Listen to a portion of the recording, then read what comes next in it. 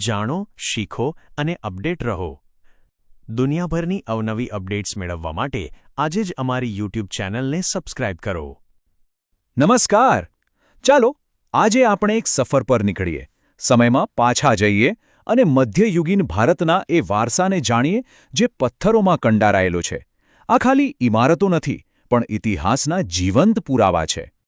આપણે ક્યારેય વિચારીએ છીએ કે આ મોટા મોટા કિલ્લાઓ, મંદિરો કે પછી આ વાવ એ આપણને શું કહેવા માંગે છે? એમની દરેક કોતરણી, દરેક ગુંબજ અને દરેક પથ્થર એક કહાણી સંભળાવે છે. ચલો એને સાંભળવાનો પ્રયત્ન કરીએ. તો ચાલો આપણે સાથે મળીને એ વાર્તાઓ ઉકેલીએ જે આપણા પૂર્વજોએ પથ્થરોમાં જીવંત કરી છે. પણ હા, આ સફર શરૂ કરીએ એ પહેલાં 2-3 મુખ્ય શબ્દો સમજી લઈએ તો મજા આવશે કે આ બધી અદ્ભુત રચનાઓ પાછળ કોણ હતું અને એમની કળાને શું કહેવાતી હતી. તો સૌથી પહેલો શબ્દ છે સ્થાપત્ય, જેને આપણે અંગ્રેજીમાં આર્કિટેક્ચર કહીએ છીએ. સંસ્કૃતમાં આના માટે શિલ્પશાસ્ત્ર જેવો સરસ શબ્દ પણ છે. અને આ છે ને ખાલી ઇમારતો બનાવવાની કળા નથી, પણ એક આખું વિજ્ઞાન છે જેમાં નગરો, કિલ્લાઓ અને મંદિરોની રચના થાય છે. અને જે આ અજાયબીઓ બનાવતા એ કલાકારને શું કહેવાતા? એ હતા સ્થપતિ. સમજી લો કે આજના આર્કિટેક્ટ એ જ મુખ્ય કારીગર હતા, જેમણે પોતાની કલ્પનાને પથ્થરોમાં જીવંત કરી દીધી. ચાલો હવે આપણે બેઝિક્સ તો સમજી ગયા, તો હવે નીકળીએ ભારતની એક શાનદાર સફર પર અને મુગલ અને રાજપૂત યુગના કેટલાક શ્રેષ્ઠ સ્મારકોની મુલાકાત લઈએ. આપણી સફરનું પહેલું સ્ટોપ છે પૂર્વ ભારતમાં, ઓડિશાના કિનારે, જ્યાં એક અજોડ સ્થાપત્ય આપણી રાહ જોઈ રહ્યું છે. આ છે વિશ્વ પ્રસિદ્ધ કોણાર્કનું સૂર્ય મંદિર. જરા જુઓ તો, આખું મંદિર એક મોટા રથના આકારમાં છે, જાણે 7 ઘોડા એને ખેંચી રહ્યા હોય. અને આ જે 24 પૈડા છે ને, એ સમયનું પ્રતીક છે.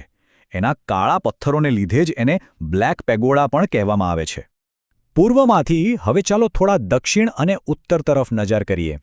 દક્ષિણમાં હમ્પીના ખંડેરો, જે એક સમયે વિજયનગર સામ્રાજ્યની ભવ્ય રાજધાની હતી, અને ઉત્તરમાં પંજાબનું સુવર્ણ મંદિર. આ બંને જગ્યાઓ મધ્યયુગીન ભારતના સ્થાપત્યની ભવ્યતાની સાક્ષી પૂરે છે. હવે વાત કરીએ મુઘલ સ્થાપત્યની, અને એમાં પણ 2 કિલ્લાઓ જેમાં ઘણા લોકો કન્ફ્યુઝ થાય છે.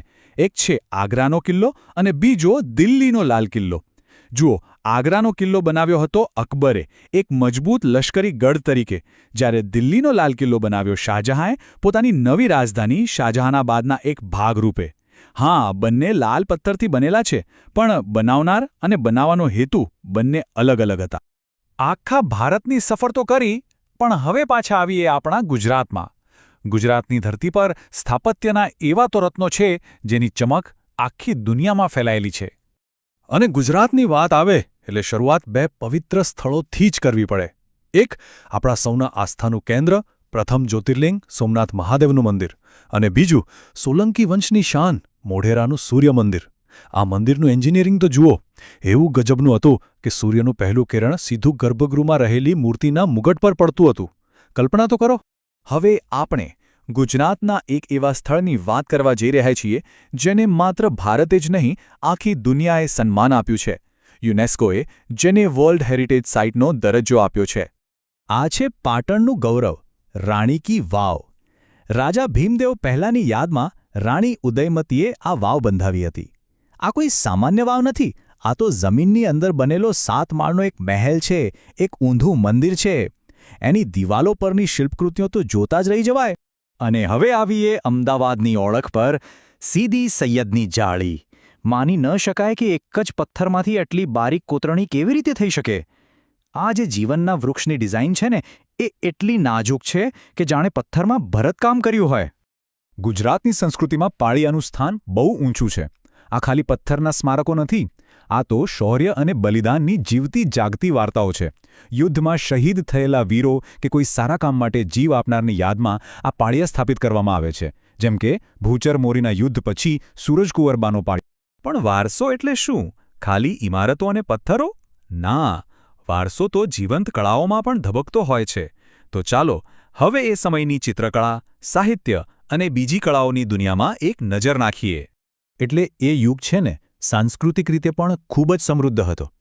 એક બાજુ મુગલ દરબારોમાં લઘુચિત્રો, એટલે કે મિનિએચર પેઇન્ટિંગ્સની કળા ખીલી રહી હતી, તો બીજી બાજુ આપણા ગુજરાતમાં આચાર્ય હેમચંદ્રાચાર્યએ સિદ્ધહેમ શબ્દાનુશાસન જેવો વ્યાકરણનો મહાન ગ્રંથ રચ્યો. અને રંગોની વાત કરીએ તો જામનગરની બાંધણીએ તો આખી દુનિયાને મોહી લીધી. અને હવે એક એવી કળાની વાત જે ગુજરાતનું ઘરેણું છે, જેની શરૂઆત સોલંકી રાજા સિદ્ધરાજ જયસિંહના શાસનમાં થઈ હતી. જી હા, આ છે પાટણના પ્રખ્યાત પટોળા. પટોળાની કારીગરી અને એના રંગો એટલા પાક્કા હોય છે કે એના માટે એક કહેવત પડી છે, પડી પટોળે ભાત, ફાટે પણ ફીટે નહીં. મતલબ કે પટોળાનું કાપડ ભલે સમય જતાં ફાટી જાય, પણ એના પરની ડિઝાઇન અને રંગ ક્યારે ઝાંખા નથી પડતા. આ જ તો છે આપણી કળાની અમરતા. તો આ આખી સફરમાં આપણે શું જોયું? આપણે જોયું કે ઇતિહાસ ખાલી ઇમારતોમાં જ નથી, પણ એ કળા અને સંસ્કૃતિના દરેક તાંતણામાં વણાયેલો છે.